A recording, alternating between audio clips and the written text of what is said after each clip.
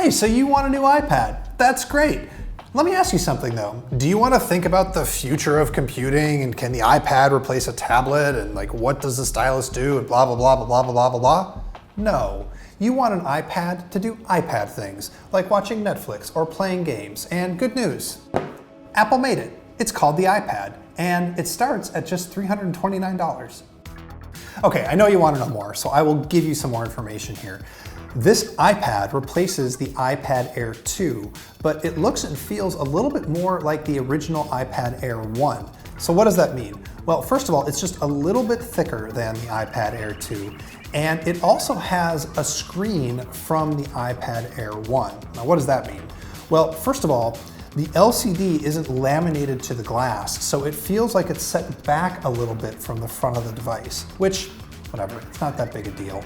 To me, the bigger deal with it is that it's a little bit more reflective than the iPad Air 2, but you know what? Honestly, forget all that. What matters is that this is an iPad, and so the screen looks great.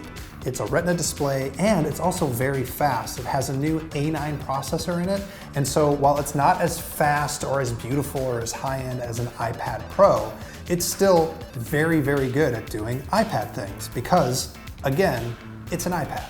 Now this is the part of the review where I tell you about all the amazing new features in Apple's new iPad, but I actually don't have to do that because this iPad is just an iPad. It doesn't have the smart connector that you would get on the iPad Pro for attaching keyboards. It doesn't support the Apple Pencil. The cameras, they're fine, they're iPad cameras. And that's not a knock on this thing at all because again, this starts at $329. And if all you want to do are the traditional iPad things, this iPad is great for that. And so honestly, the big question with this iPad is, should you upgrade? And if you look at what's happening in the tech press or investors, everybody's super worried that not everybody's upgrading their iPads often enough for Apple. That's Apple's problem. That's not your problem. Your problem is, does the iPad that you have now work good enough? And if not, should you get this one? Let me break it down. If you have an iPad that's older than an iPad Air, this iPad is going to be pretty amazing. You're really going to love it. And again, it's cheap.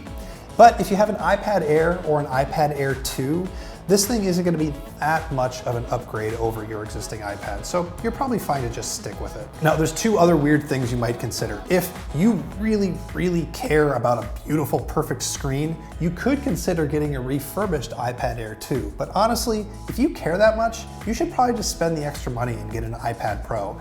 It is a lot more, but the screen is way better, and it is a little bit faster than this iPad. I've been saying iPad a lot, and that's because this thing is called an iPad, but also because everybody knows what an iPad is. Everybody knows what they like to use an iPad for.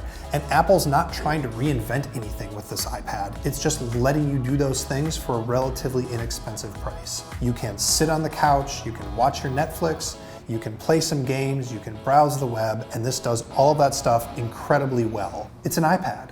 It's an iPad. It's an iPad.